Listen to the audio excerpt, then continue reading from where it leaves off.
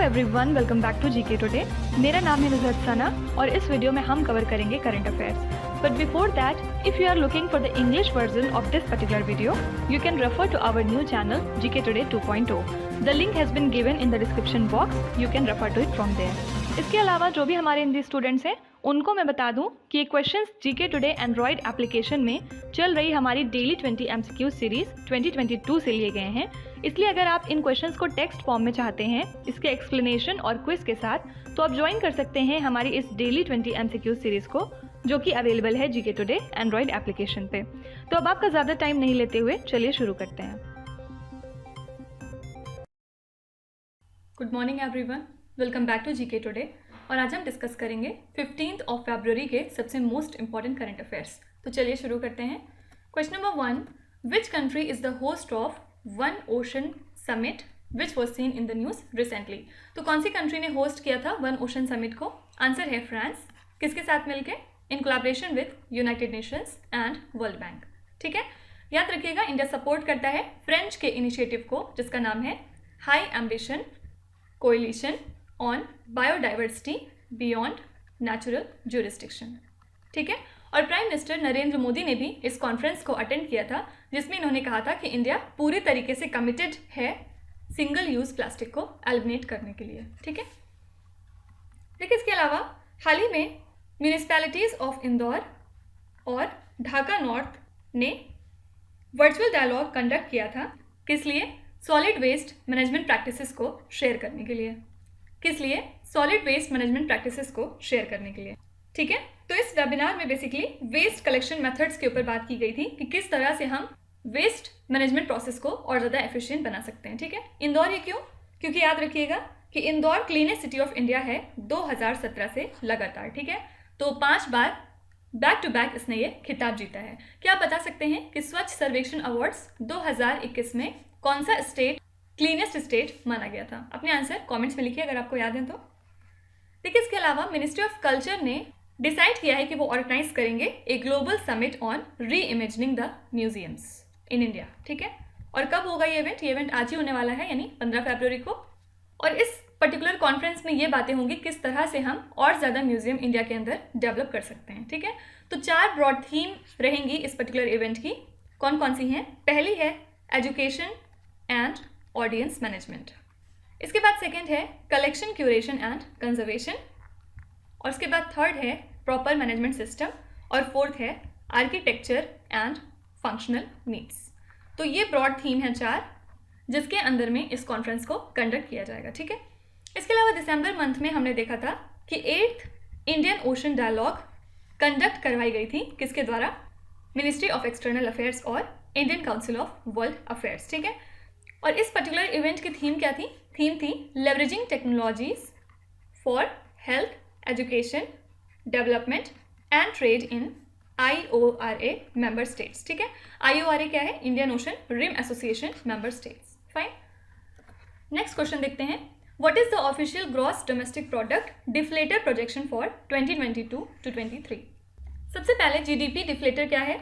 ये एक तरह का मेजर है इन्फ्लेशन को बेसिकली नापने का। ठीक है, और कह सकते हैं कि GDP डिफ्लेटर होता है difference between nominal GDP and real GDP। ठीक है, तो इस साल के लिए फाइनेंस मिनिस्टर निर्मला सीतारमन ने कहा है कि सेंटर का GDP डिफ्लेटर प्रोजेक्शन कितना हो सकता है? 3 to 3.5%। ठीक है, इसके अलावा यूनियन बजट ने यह भी कहा था कि जो नॉमिनल GDP ग्रोथ है वो कितना होगा फाइनेंशियल ईयर 23 के लिए? आंसर है 11.1%। ओके, इसके अलावा हमने पिछले लेक्चर में देखा था कि हाल ही में RBI की मॉनेटरी पॉलिसी कमेटी ने रेपो रेट को फिर से अनचेंज करते हुए 4% डिसाइड किया है for the 10th consecutive time. ठीक है, तो ये 10वीं बार है जब रेपो रेट को चेंज नहीं किया गया है, और रिवर्स रेपो रेट कितना किया गया है? 3.35%, ये भी अनचेंज है। ठीक है, इसके अलावा सेंट्रल बैंक ऑफ थाईलैंड इसने खरीदा है total 90 metric tons of gold, और इसी के साथ ये लार्जेस्ट बायर बन गया है सोने के मामले में। ठीक है, और RBI की बात करें तो RBI ने टोटल खरीदा था 77.5 मैट्रिक टन्स, और इसके साथ ही हम सेकेंड लार्जेस्ट बायर हैं गोल्ड के। ओके, याद रखिएगा फर्स्ट कौन है? थाईलैंड, और सेकेंड कौन है? इंडिया। अगर गोल्ड हब की बात करें तो इंडिया का ऑफिशियल जो गोल्ड रिजर्व है वो 9th लार्जेस्ट है पूरी दुनिया के अंदर। ओके, इन सब चीज़ों के अलावा डोमेस्टिक रेटिंग एजेंसी क्रिसिल, इसने एस्टिमेट किया है फाइनेंशियल ईयर 23 का रियल जीडीपी ग्रोथ कितना 7.8% एज कम्पेयर्ड विथ 8.5% जो कि प्रोजेक्ट किया गया था इकोनॉमिक सर्वे में। ठीक है, आपको कमेंट्स में बताना है कि क्रिसिल का फुल फॉर्म क्या होता है।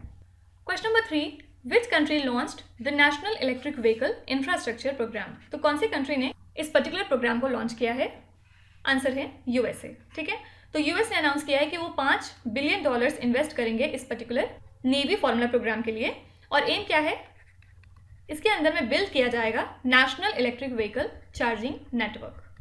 ठीक है, तो ये जो पैसा है $5 बिलियन, ये यूज होगा to build thousands of electric vehicle charging stations अगले 5 सालों के लिए। इसके अलावा यूएसए की बात करें तो पिछले दिनों हमने देखा था कि यूएस के प्रेसिडेंट जो बिडेन ने डेजिग्नेट किया है कतर को as a major non NATO ally. ठीक है, और यूएई की बात करें तो यूएई ने हाल ही में अनाउंस किया है कि वो फेडरल कॉर्पोरेट टैक्स को इंट्रोड्यूस करेंगे फ्रॉम मिड 2023। ठीक है, तो अब यहाँ पे जो भी बिजनेस है जिनका प्रॉफिट मोर दैन $1,02,000 है, उनको अब 9% से चार्ज किया जाएगा फ्रॉम जून 2023। ठीक है, इसके अलावा हमने ये भी देखा था कि यूएसए ने हाल ही में अनवील किया है अपना कॉम्पिटिस एक्ट ऑफ 2022। ठीक है, कॉम्पिटिस का फुल फॉर्म क्या था?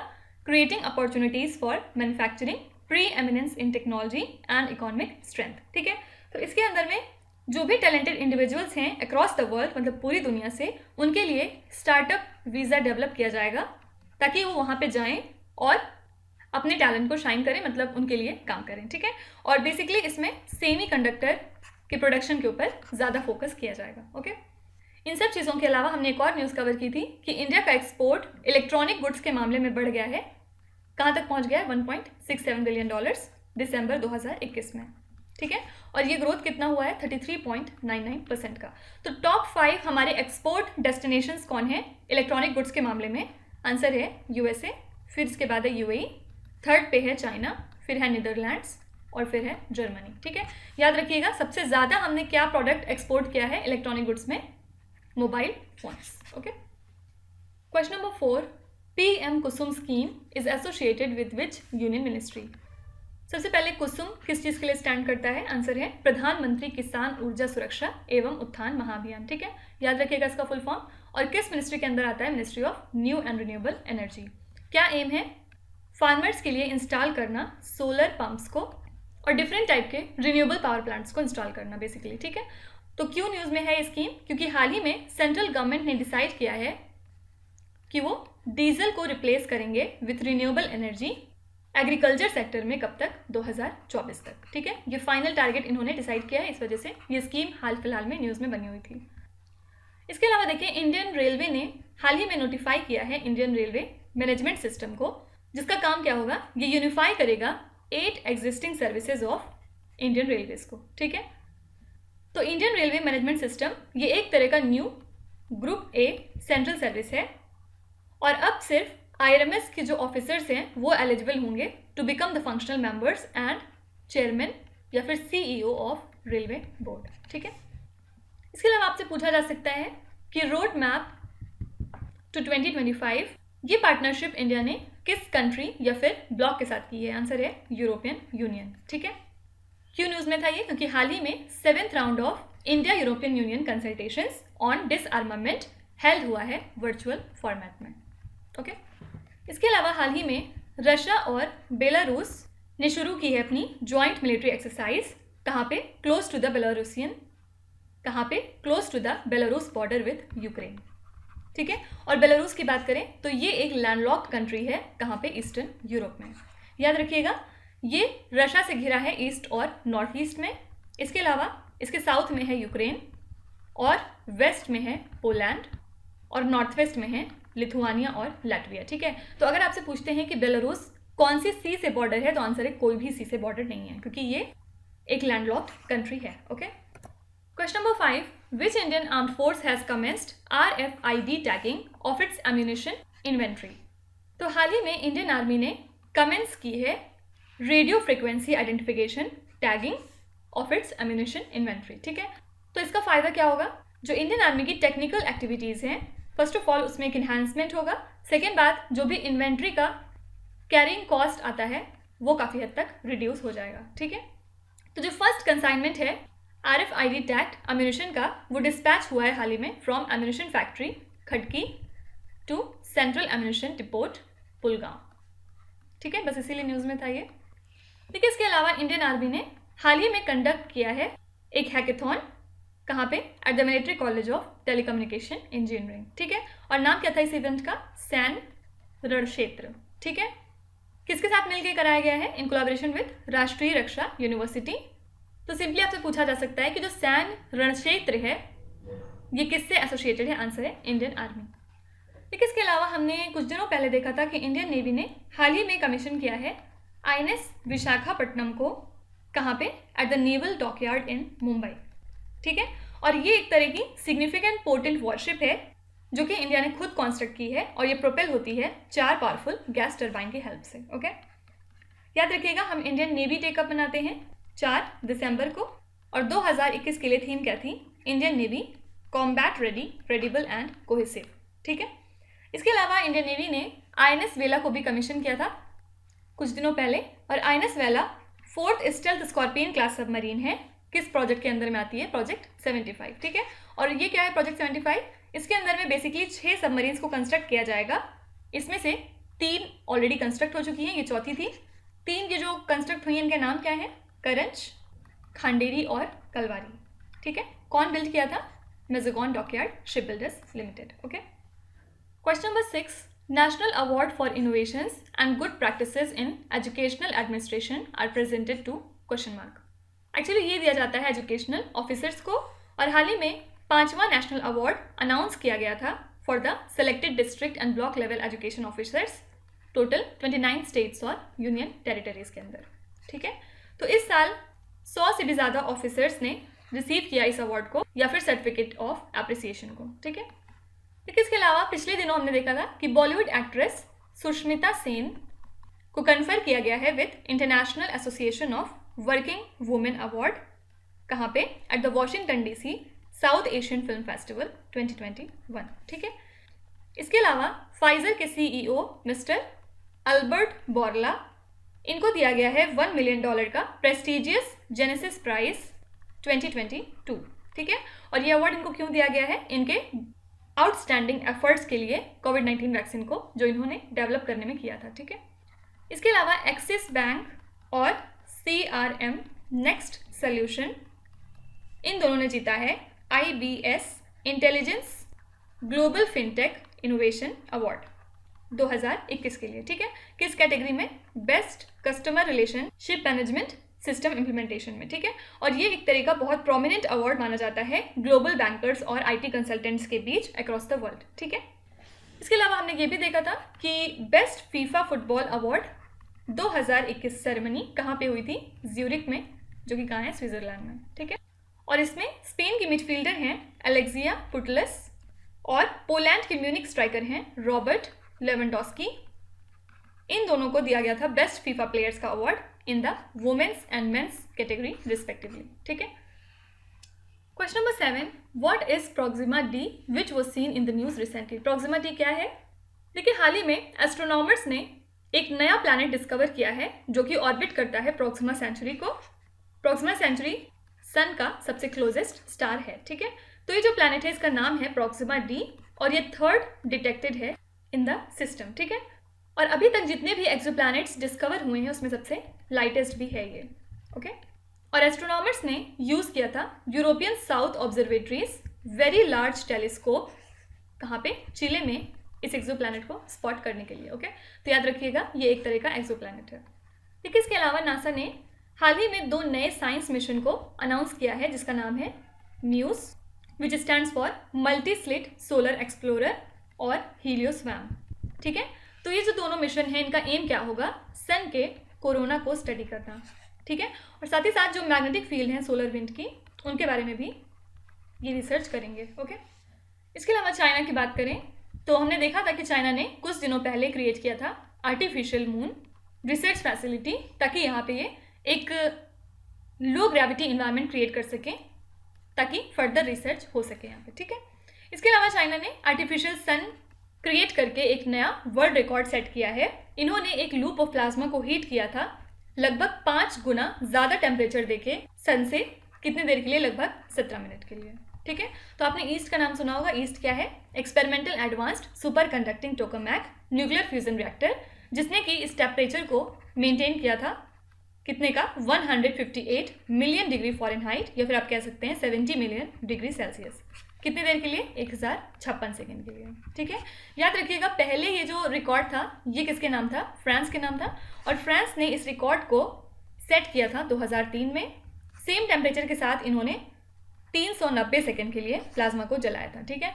लेकिन अब ये रिकॉर्ड चाइना के नाम हो गया है, ठीक है। Question number 8, which state or union territory has notified a draft policy that mandates ride aggregators to induct the electric vehicles? तो कौन सी स्टेट या फिर यूनियन टेरिटरी है जिसने कि नोटिफाई किया है एक ड्राफ्ट पॉलिसी जो अब मैंडेट करती है राइड एग्रीगेटर्स को कि वो इलेक्ट्रिक व्हीकल्स को इंडक्ट करेंगे? आंसर है नई दिल्ली। एम क्या है? बेसिकली एयर पोल्यूशन को कम कर। देखिए हमने देखा है कि दिल्ली फिलहाल बहुत काम कर रहा है इलेक्ट्रिक व्हीकल्स को इम्प्रूव करने में और उसको अडॉप्ट करने में। तो इन्होंने ये कहा है कि एयर पोल्यूशन को कम किया जाएगा 30% तक अगले 2 साल में दिल्ली के अंदर, ठीक है। और यही रीज़न है कि इन्होंने मैंडेट कर दिया है कि जो एग्रीगेटर्स या फिर डिलीवरी सर्विसेज प्रोवाइडर होते हैं उन्हें अब 50% 2 व्हीलर्स और 25% 4 व्हीलर्स लेने ही लेने होंगे। कब तक?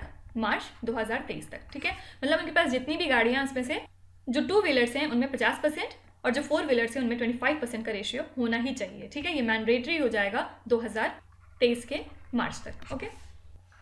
इसके अलावा दिल्ली गवर्नमेंट ने पोल्यूशन को कंट्रोल करने के लिए वाटर को स्प्रे करना स्टार्ट किया है रोड्स पे using anti smog water tanks, ठीक है। क्योंकि according to Delhi pollution control committee, इन्होंने बताया था कि जो एयर क्वालिटी इंडेक्स है दिल्ली का वो सीवियर कैटेगरी पे पहुंच चुका है, ठीक है। और इसलिए अब कुछ ना कुछ स्टेप्स लेने ही पड़ेंगे। साथ ही साथ दिल्ली ने 92 कंस्ट्रक्शन साइट्स को भी बैन किया था क्योंकि ये वायलेट कर रहे थे नॉर्म्स को, ओके। इसके अलावा गवर्नमेंट ऑफ दिल्ली ने पिछले साल लॉन्च की थी जय भीम मुख्यमंत्री प्रतिभा विकास योजना 2021, ठीक है।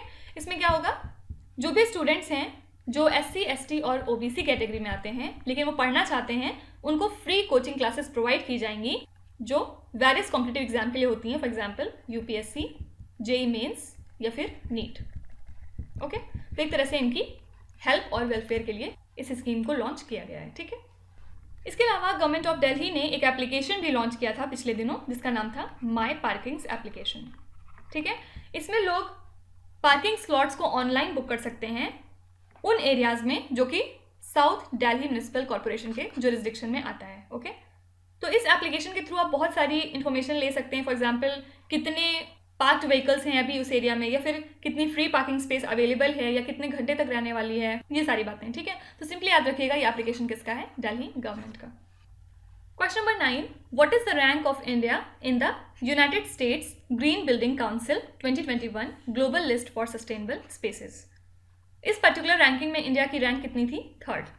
तो ये एक्चुअली रैंकिंग होता है टॉप 10 नेशंस का excluding US for leadership in energy and environmental design इन 2021, ठीक है। तो इंडिया के पास अभी 1649 लीड सर्टिफाइड बिल्डिंग्स हैं जो कि टोटल एरिया कवर करती हैं 46.2 मिलियन ग्रॉस स्क्वायर मीटर्स का, ठीक है। तो ये 10% का राइज देखा गया लीड सर्टिफाइड स्पेस में 2020 से, ओके। इसके अलावा देखिए इंडिया की रैंक कितनी थी ग्लोबल फूड सिक्योरिटी इंडेक्स में? आंसर है 71, ठीक है। कब की बात कर रहे हैं? 10th इंडेक्स की। और ग्लोबल हंगर इंडेक्स में इंडिया की रैंक थी 101, ठीक है।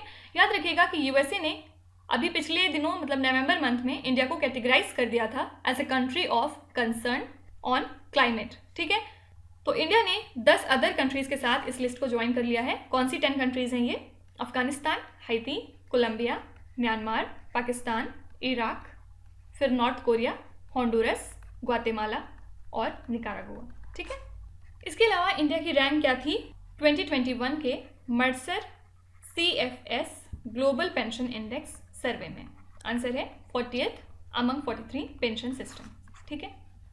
लास्ट क्वेश्चन देखते हैं, which Indian bank has partnered with NSE academy to promote the financial literacy as a necessary life skill? तो कौन सी इंडिया की बैंक है जिसने पार्टनर किया है विद NSE एकेडमी ताकि फाइनेंशियल लिटरेसी को प्रमोट किया जाए और ये बताया जाए कि ये एक तरह की ज़रूरी लाइफ स्किल है? ठीक है, आंसर है स्टेट बैंक ऑफ इंडिया। तो 5 तरह के ऑनलाइन ओपन कोर्सेज स्टार्ट किए हैं SBI ने NSE नॉलेज हब प्लेटफॉर्म पे, और ये जो कोर्सेज हैं ये लर्नर्स को इनेबल करेंगे और उनको सिखाएंगे वेरियस एस्पेक्ट ऑफ बैंकिंग और फाइनेंशियल सर्विसेज से रिलेटेड। इसके अलावा हमने देखा था कि RBI ने इम्पोज की थी मॉनेटरी पेनल्टी 1 करोड़ रुपए की, किस पे? पेटीएम पेमेंट्स बैंक लिमिटेड पे। ठीक है, और ये जो पेनल्टी थी ये किस वजह से थी?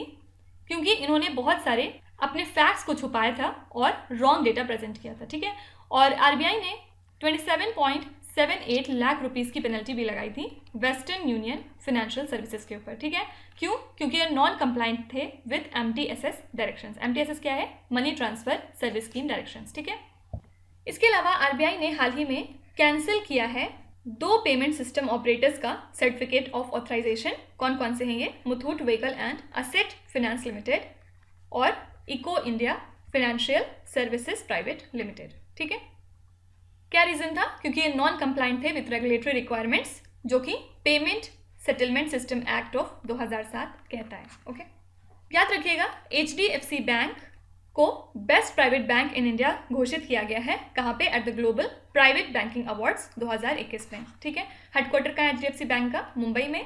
CEO कौन है? शशिधर जगदीशन, और चेयरमैन है अतानु चक्रवर्ती। ठीक है, अब आ जाते हैं आपके क्विज पे। ये 5 क्वेश्चंस हैं जिनको आपको ध्यान से पढ़ के जवाब देना है। तो यहाँ पे वीडियो को पॉज करिए, एक एक करके ध्यान से क्वेश्चंस को पढ़िए और जो भी आपको आते हैं इसका आंसर कमेंट्स में लिखिए। ठीक है, जो नहीं आते हैं कोई बात नहीं, फिक्र करने की जरूरत नहीं है, विथ टाइम डेफिनेटली इंप्रूव करेगा, बस आपको कंसिस्टेंट रहने की जरूरत है। ठीक है, so that's it for today. I hope you have like this session. जरूर बताइएगा कि आपको आज का सेशन कैसा लगा। साथ ही साथ आपका कोई भी रिव्यू है, फीडबैक है, सजेशन है तो वो भी आप हमें बता सकते हैं। हम पूरी कोशिश करेंगे उसको इम्प्लीमेंट करने की। ठीक है, तो कल फिर हम लोग मिलेंगे सेम टाइम सेम जगह कल के करंट अफेयर्स के साथ। Till then stay tuned. Thank you so much for watching and please do not forget to subscribe to GK today. With this Meenu Zaid Sana signing of.